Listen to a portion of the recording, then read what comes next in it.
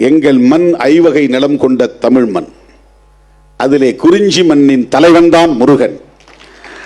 குறிஞ்சி திணையின் தலைவன் தான் முருகன். அவன் எங்களை போல் பிறந்தான், எங்களை போல் வாழ்ந்தான், எம் மக்களை வழிநடத்தினான் என்பதுதான் எங்கள் இலக்கியம் சொல்லுகிறது, தமிழ் இலக்கியம் சொல்லுகிறது, சங்க இலக்கியம் சொல்லுகிறது.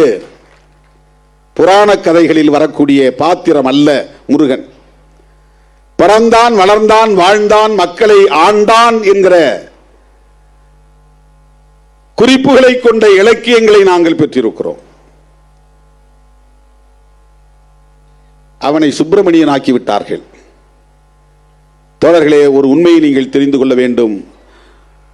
எந்த பிராமணரும் தன்னுடைய பிள்ளைக்கு முருகன் என்று பெயர் வைக்க மாட்டார்கள். முருக பக்தர்கள் நடத்துகிற RSS காரர்கள் இந்த கருத்துக்கு பதில் சொல்ல தயாரா?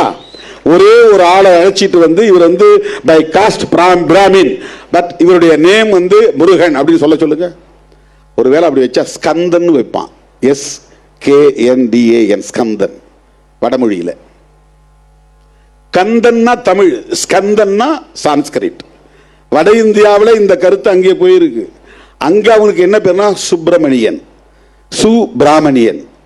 பிராமணர் இல்ல, பிரம்மணியன். அதாவது பிரம்மன்கிற கடவுளுக்கு அவர் உடன்பாடானவர் அல்லது உறவானவர், ஏதோ ஒரு வகையில் அவங்களுடைய ஐடியாலஜிக்கல் படி, மித்தாலஜி படி.